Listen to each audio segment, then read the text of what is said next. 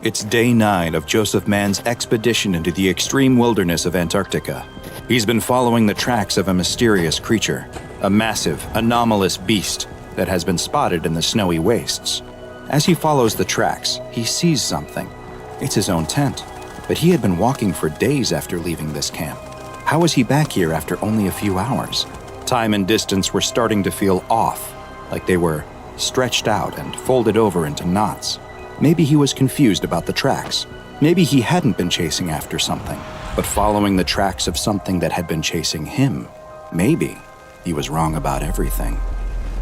Hi, I'm Dr. Bob, and this is SCP-2764, also known as the Eldritch Antarctic.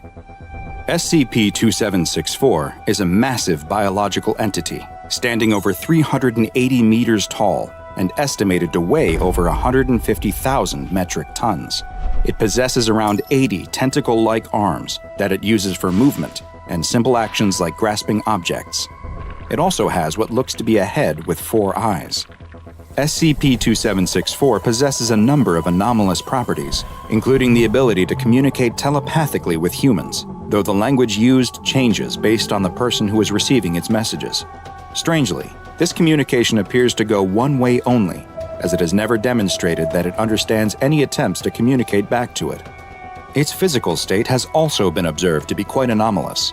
Its size does not follow normal Euclidean geometry, with the creature appearing many times larger or smaller than it should, based on the viewer's distance from SCP-2764.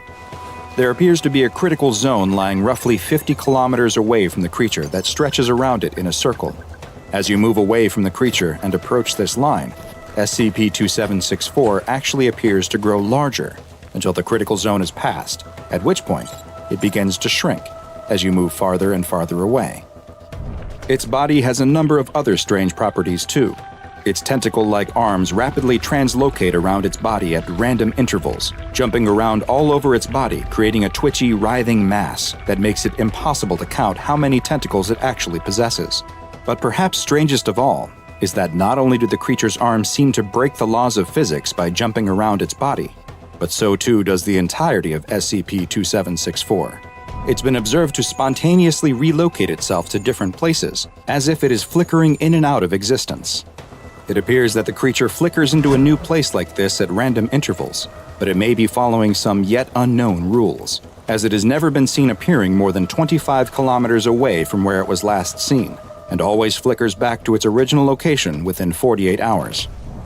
SCP-2764 was first discovered by a civilian team that was conducting detailed surveys of the Antarctic landscape.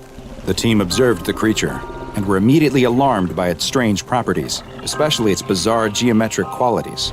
They returned to their home base and described what they had seen to a colleague, who was actually an SCP Foundation researcher in charge of investigating anomalous activity in Antarctica.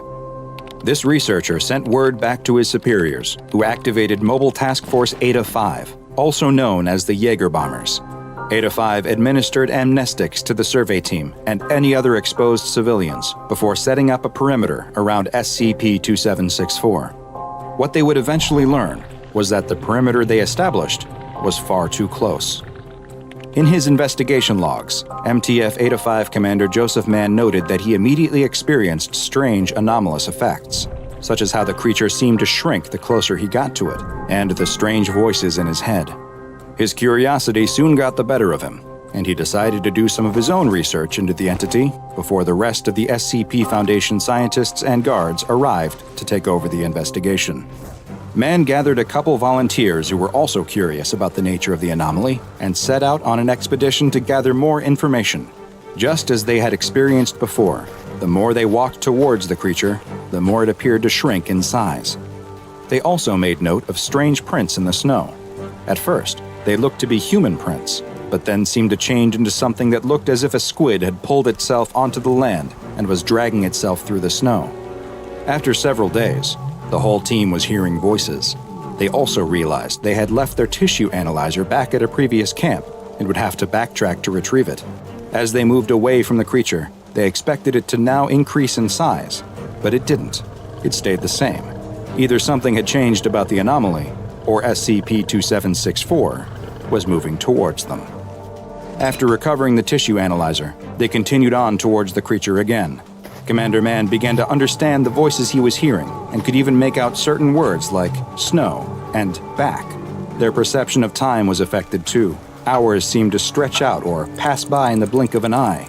The voice he was hearing started to become more direct, and the message was clear: turn back. Mann was compelled to press on, though, even with the extremes of the Antarctic cold beginning to weigh on him. But then, SCP-2764 suddenly vanished, flickering out of existence, and the team was left with no choice but to follow the strange tentacle-like tracks in the snow, hoping they would lead to the creature. The tracks led them back to their old tent, the same one they had left the tissue analyzer at before, which should have been impossible based on the time and distance they had walked. Just then, Commander Mann realized that he had been wrong. They were the ones who had been pursued. They hadn't been following the tracks forward, but backwards to where they had been. Even worse, he realized that his team had disappeared. He was completely alone. Commander Mann continued to trudge through the snow, walking without direction, when he spotted SCP-2764 again. It was circling him, trying to maintain its distance, but he raced towards the creature and sliced off a piece of its flesh for analysis. Something strange happened when he placed it in the analyzer, though. The machine displayed a 0, which was the reading for human tissue. This strange result required further analysis from the Foundation researchers who should now have arrived to take over the investigation, so Mann began to make his way back in the direction of home. He spotted what looked to be members of his team off in the distance, and assumed that they must be on a mission to rescue him. Try as he might, though, the spatial anomalies prevented him from ever getting closer. It felt like it would take him an entire day just to walk a few feet. He assumed it must be the same for his rescuers as he watched them off in the distance, seeming to never get closer. At one point, he could even see as they stopped and turned back, appearing to return to an old campsite. He couldn't understand what they were doing, but then they disappeared entirely, only to reappear much closer to him. Commander Mann, now sure that there was something terribly wrong happening, tried to approach the now single rescuer he could see to tell him to turn back, but before he could, the man rushed at him with a knife and cut a piece of his flesh from his back. It's at that point that Commander Mann finally started to understand. He hadn't been watching a rescue team come for him. He'd been watching himself. He had been walking towards the creature, and yet, at the same time, he had also always been the creature.